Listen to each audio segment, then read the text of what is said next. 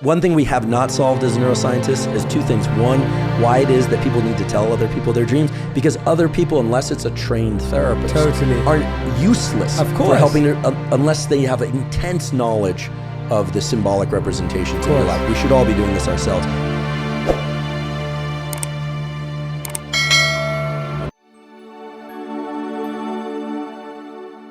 During the first half of one's night, the 90-minute cycles still persist that we were talking about earlier, these ultradian cycles, and those 90-minute cycles are mostly made up of so-called slow wave sleep. So we see big amplitude brain waves, this kind of thing. Dreams tend to be pretty boring early in the night. They tend to be more associated with motor function and movement. And it's actually the case that growth hormone is released in the early part of the night, and that most of the repair of the body and tissues is occurring during that first half of sleep. As the night goes on, dreams become more intense and more emotionally laden, regardless of what's been going on in someone's waking life. And in fact, toward morning, almost all of those 90-minute cycles that occur back to back is going to be comprised of this rapid eye movement sleep. So the sleep toward morning is going to be much more emotional. Now, the interesting thing is that if you look at the data on dreaming in humans, and you look at it purely through the lens of neuroscience, you get a bunch of language back about, okay, not much epinephrine happening, so you're dissociating the emotion from the neurochemical state.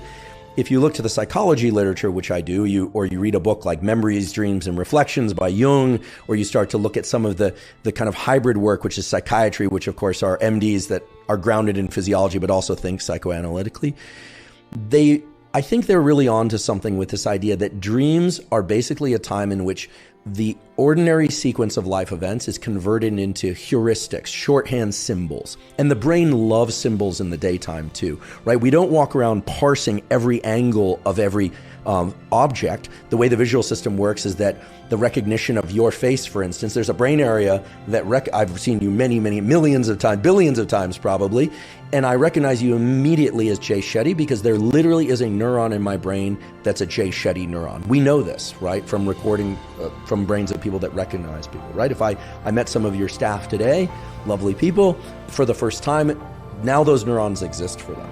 But that representation of you was built up through basic representation of just the orientations of lines, all right? Just like one would sketch your face and then build in more elaborate representation.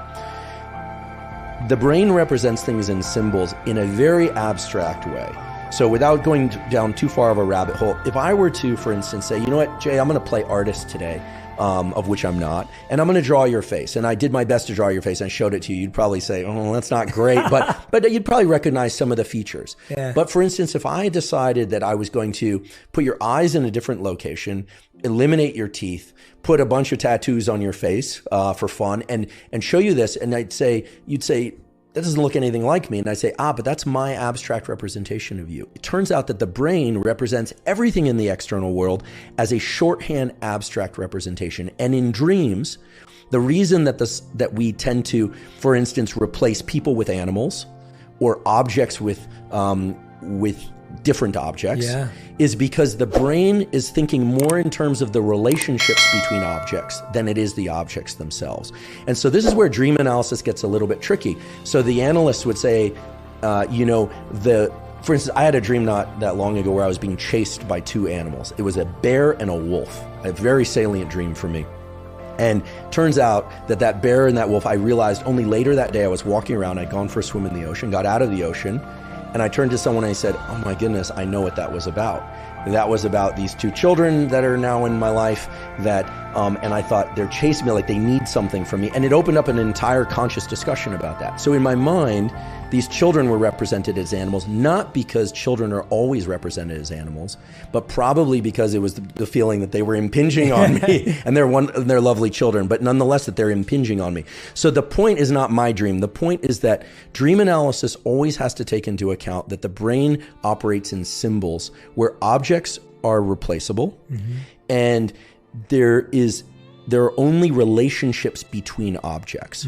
And so if one has a very scary dream about a person or sees a monster, it's really in the early waking state of the day that we are in a position to best understand those relationships. So here's a tool I recommend that's supported by sleep science, which is when waking, And in the first 30 minutes or so around waking, you're in this liminal state. Even if you're somebody who wakes up and feels very alert, you're in this liminal state where that symbolism is still quite fluid.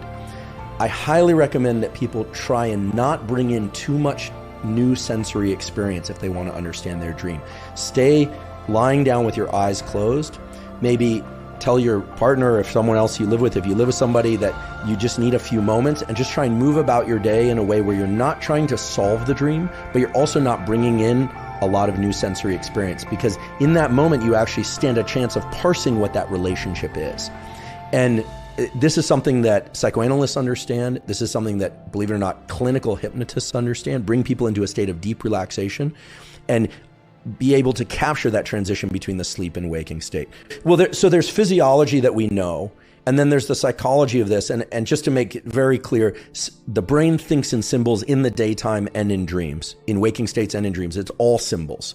Everything is symbolic representation because we can't parse all the information coming into our nervous system.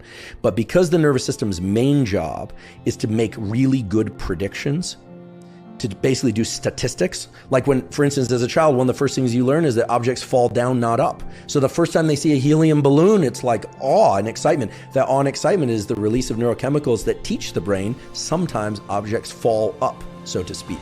Yeah. So once one starts to recognize that the brain is always trying to make these predictions, you can start to look at your dreams as symbolic representations and how those relate to one another. The action functions are far more interesting and important than, it was a vase, and when I was a kid, there was a vase in my grandmother's home and that vase represented something. Maybe, but more likely, you would want to think about the shape of it or where that vase was in relationship to other things.